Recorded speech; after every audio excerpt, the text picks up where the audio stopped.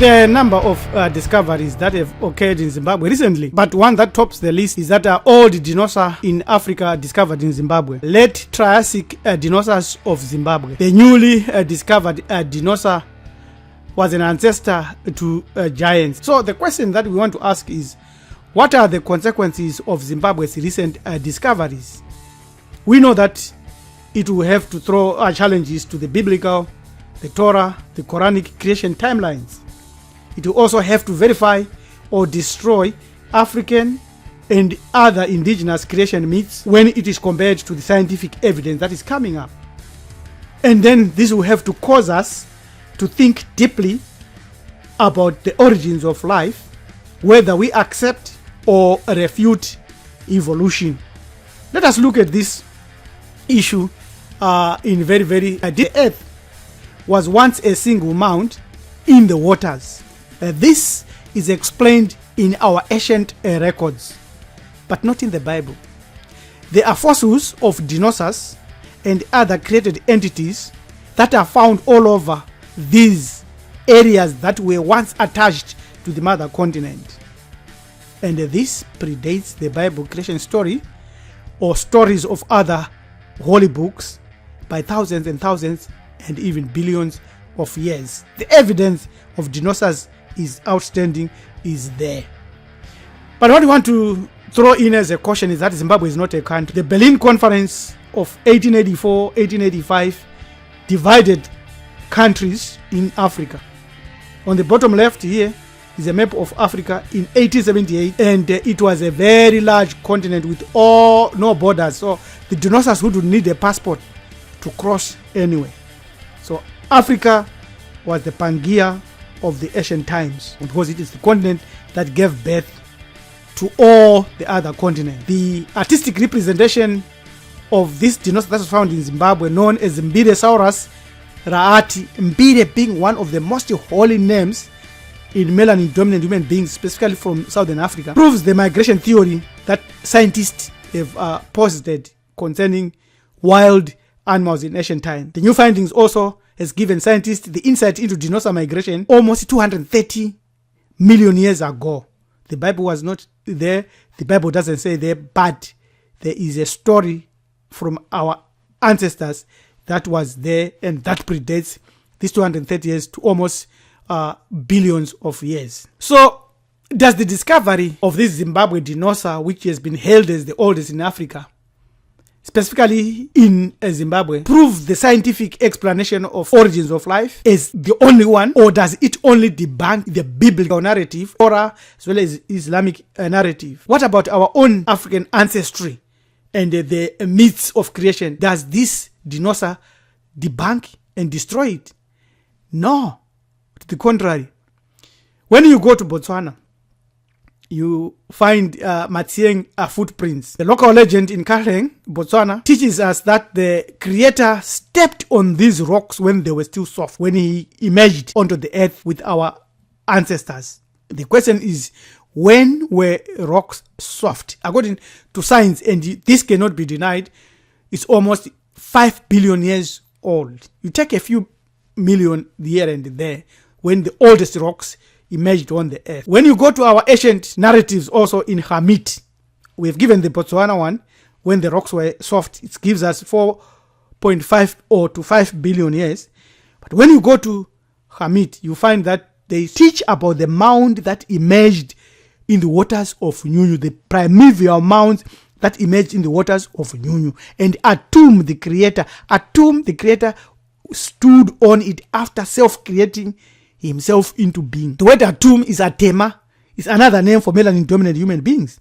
So this Ben stone, which is Benyu or Penya, which are Bantu terms. Benyu means alive, means that which is living. This evidence is clear that our ancestral creation narratives and myths imply a primordial period, a long time ago. The Bible fudges up the dates and has no clue at all what it is writing when it is compared to paleontology and geology. When you go to the Quran, it tells of existence of Adam 7,000 years ago, which is a contradiction. because scientists have found human fossils which are about 300,000 years old. So we throw away the Quran, we've thrown away the Bible and the Torah and the Gita and every holy book using scientific evidence and geologic evidence and timelines. All we need to do now to see Matsieng's footprints, whether the dinosaurs' footprints were also there. So human and dinosaur footprints have been found together. YouTube, and you read a lot of it. Now, given all this, would you still insist in the biblical Torah, Quranic creation timelines? What are the implications of the dinosaur bones found in Zimbabwe? If you are a follower of these books, you are in trouble, because all you need to do is either lose faith or follow panel-beaten explanations. Because our ancestors existed during the time of the dinosaurs, as proved here, as well as the Matsieng footprints. When did God create the heavens and the earth? You ask Christians. They say 4004 BCE, from the creation of Adam, which is already erroneous. But smart and thinking Christians have come up with a gap theory in which they explain away the connection between Genesis chapter 1, verse 1 and verse 2 by putting in tohu and bohu and saying that God or their God cannot create things in chaos. Therefore, there was a perfect earth which existed long periods ago, whereby Lucifer and his angels were living on the earth. And that's when they throw in the dinosaurs at that time. But they can't. It doesn't make sense. It's called the gap theory. Again, who is correct? Our ancestors are correct, and science is verifying our ancestors. So faced with these challenges, most of our brothers and sisters who follow these books will kneel down and pray. But for us, we continue into what is known as the data knowledge wisdom cycle, where we gather data, more data, quality data, and out of that data, we get information, and even data that is against us, we also gather it.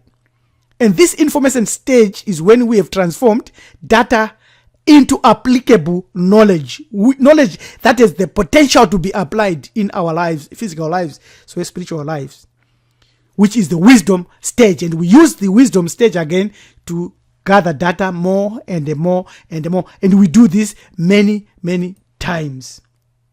Consequences of Zimbabwe's recent discoveries proves that the concept of all the land and the land masses of the earth is that they were once connected to one supergiant continent, which is Africa. And on the map, they all fit together and become one mound, proving Matsieng's story and the KhamitHEthics story, the Ben story. Even the word continent itself has been tweaked and changed. It was changed in the 14th century. Initially, the word com, the Latin, means with or together. So all the continents together, tenere, to hold together. So they were held together until a force came and started to split it, which is the force of creation. And the continere used to hold together, enclose or container or one, which is the mound of earth that appeared in the waters of New. In the 1500s, that's when they came up with continent. And there's a tract of land, and then started to give names to these bodies. Anyway, so when we deal with the data and the observations and the information, we must know that no one knows everything. No book or religion or church or organization or a people will know everything. All you have to do is to deal with the sources of your data and evaluate those sources if they are objective, reliable, reasonable, accurate, current, relevant, and credible. Same with the consequences of Zimbabwe's recently found dinosaur. It's data which needs to be analyzed and which need to come as information. And for us to say this information is relevant, we have to ask questions: who, what, where, when, why, how, and many, many other relevant questions. And when we get understanding, that's the knowledge. We can then say it's wisdom. And wisdom is asking and answering the question, why? Knowledge is how. Information is know what. And the data is we know nothing. We just have a lot of irrelevant ideas from ancient times and from many other sources. So wisdom is the ability to apply relevant knowledge in an insightful way, especially to different situations from that in which the knowledge was gained. So we want to say and give an example on wisdom here. So your data determines your wisdom and information. It doesn't matter how you process it. If you've got garbage in terms of data, you have garbage out. So when you use African spirituality, which includes metaphysics, alchemy, voodoo, astrology, numerology, symbology, cosmology, obla, obia, calling the divinities, that's a level of data. It's knowledge when you know the value of these spiritual practices or sources of data. And then you add value in. But if you process that value as garbage, it will be value in, garbage out, vigor. But what you need is value in and value out. And then you know you are now going to application, which is wisdom, to answer the question why. If you have, for an example, been into Ubuntu, Ma'ati, and Hamitic spirituality, and you want to be a Khamititian, and you have been there for 3 months, let's say, yet your life is not changed, and nothing seems to work for you, and the challenges are coming, and you are faltering, and you are wanting to go back where you came from, it means you are still in the data gathering stage. You are into giggle and vigor. So you need to apply it. Let's give another example. We know that from Kemetic sources, it teaches us without any doubt that in the beginning was Nyunyu. The great waters of the unmanifest. Waters represent energies, and manifest neutral energies, which is also in you because the kingdom of heaven is in you.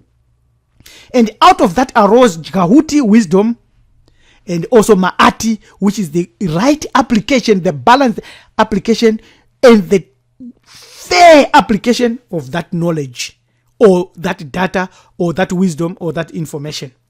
Because you are judged daily. And you must know that the Bible stories were stolen from ancient Kemet, also stolen from Mesopotamia and ancient Sumerians.